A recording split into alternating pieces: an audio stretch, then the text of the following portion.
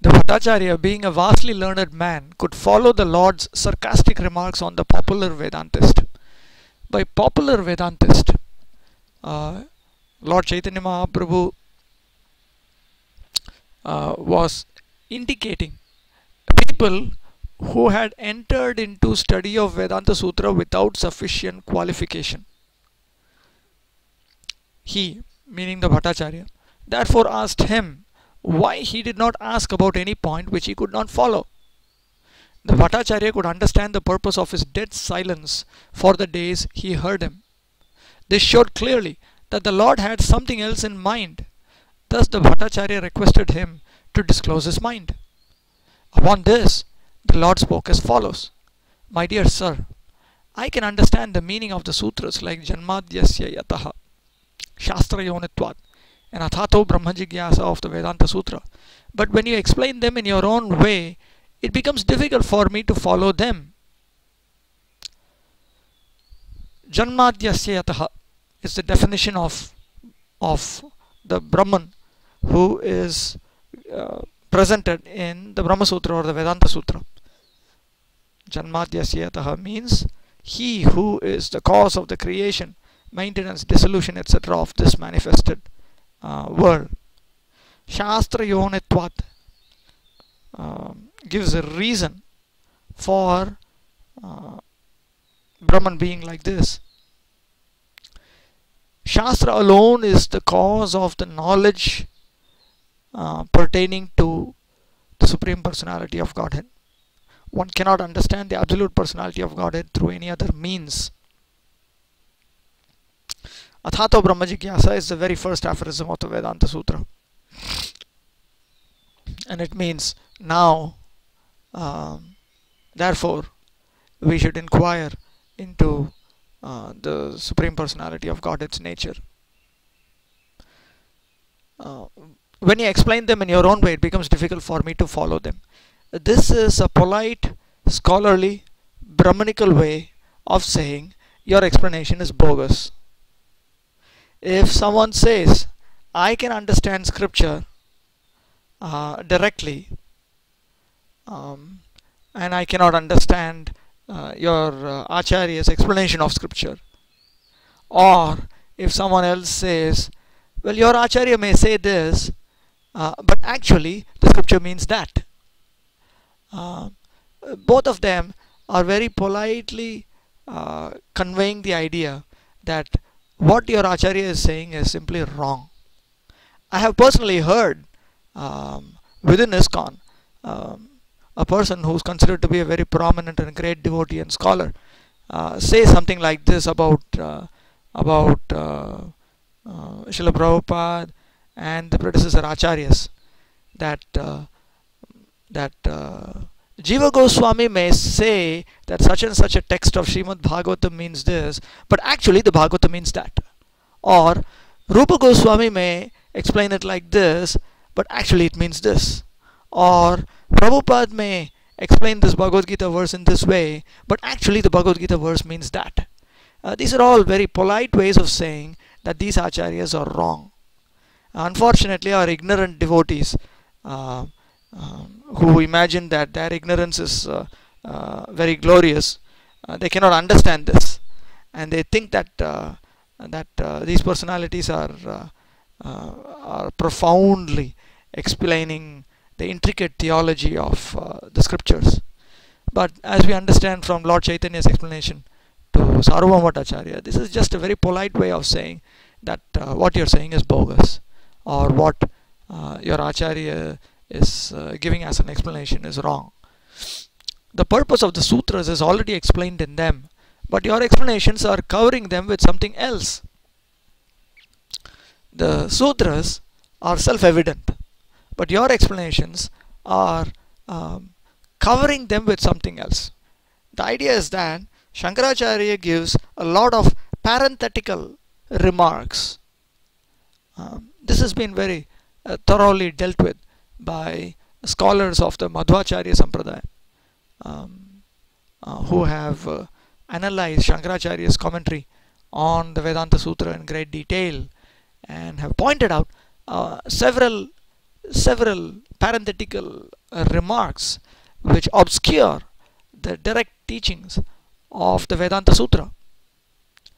You do not purposely take the direct meaning of the sutras but indirectly give your own interpretations.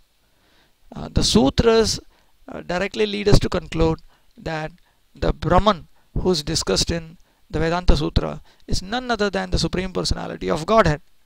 But you have come up with, following Shankaracharya, you have come up with an idea that actually there is an impersonal Brahman who is the real Brahman, and the personality of Godhead is just a construct required to help you ultimately realize the impersonal absolute.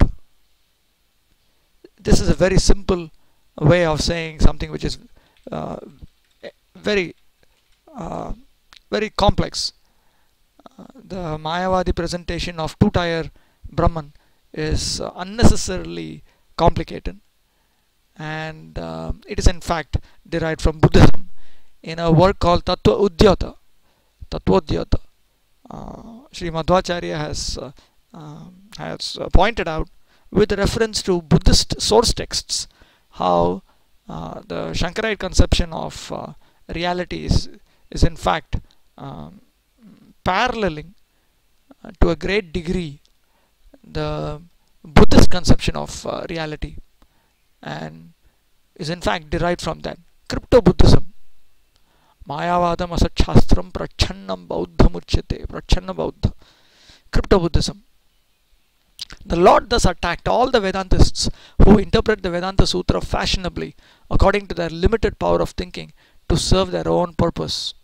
Such indirect interpretations of the authentic literatures like the Vedanta Sutra are hereby condemned by the Lord. The idea is that the Vedanta Sutra can explain things straightforward, whereas the Mayavadis do not accept the teachings of the Vedanta Sutra directly. The Lord continued, Srila Vyasadeva has summarized the direct meanings of the mantras in the Upanishads in the Vedanta Sutra. Unfortunately, you do not take the direct meaning, you indirectly interpret them in a different way. The Vedanta Sutra does not lead one to conclude that the absolute truth is an impersonal transcendent entity. Several scholars of the Vedanta Sutra, even amongst modern scholars, they understand this quite clearly. The authority of the Vedas is unchallengeable and stands without any question of doubt, and whatever is stated in the Vedas must be accepted completely. Otherwise, one challenges the authority of the Vedas. This is a point that Lord Chaitanya Mahaprabhu is bringing up, because the Advaitins, the Shankarites, they have a conception that a part of the Vedas is Tattva Avedaka.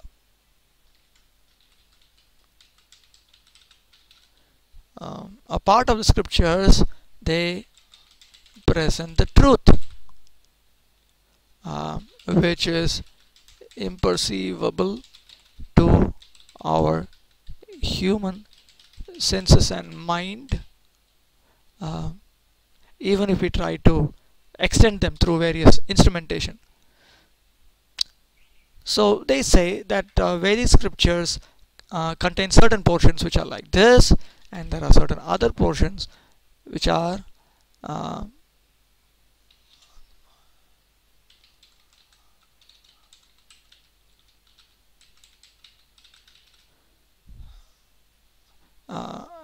there's another portion of Vedic literature, in fact the vast majority of the statements in the Upanishads which present the personality of Godhead as the supreme absolute truth, they say are actually they actually do not present the truth,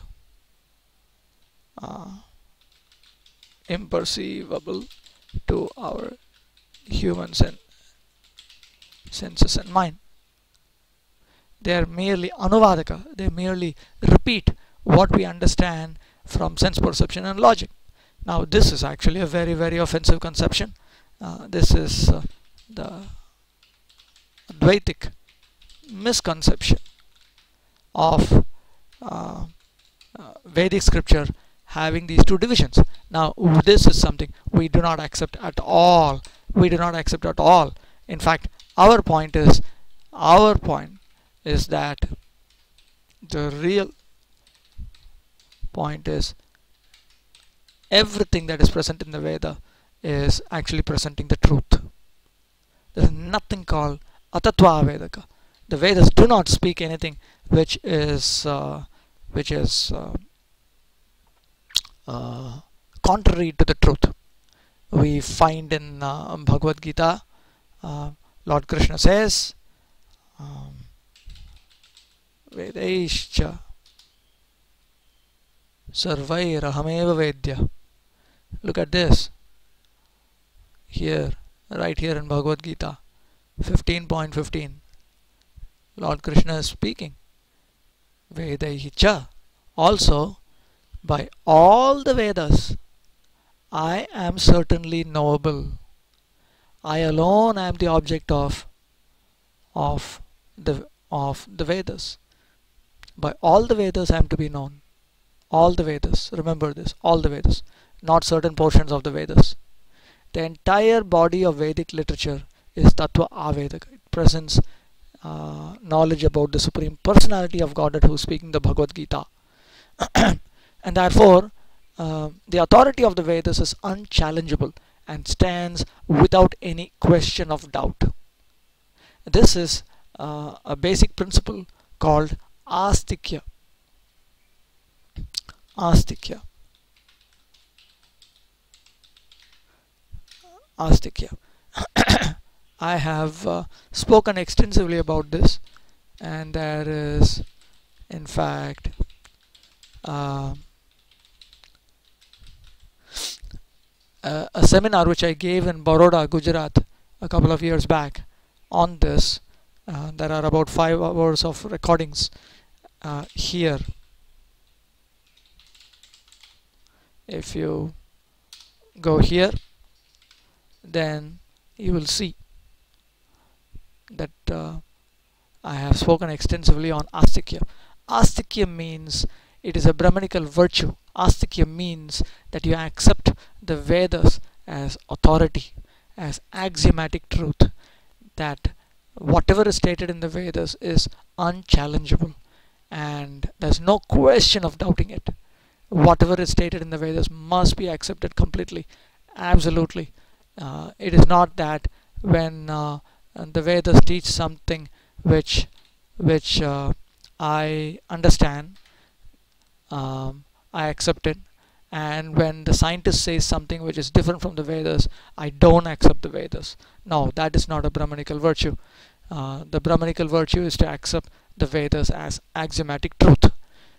Axiomatic truth. In any system of human philosophy, you need to accept certain axioms that you cannot do without them.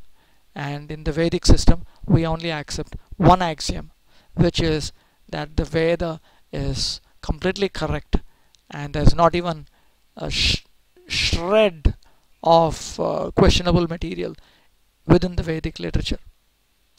And that principle is called Astikyam, which Prabhupada has very neatly put out here. The authority of the Vedas is unchallengeable and stands without any question of doubt.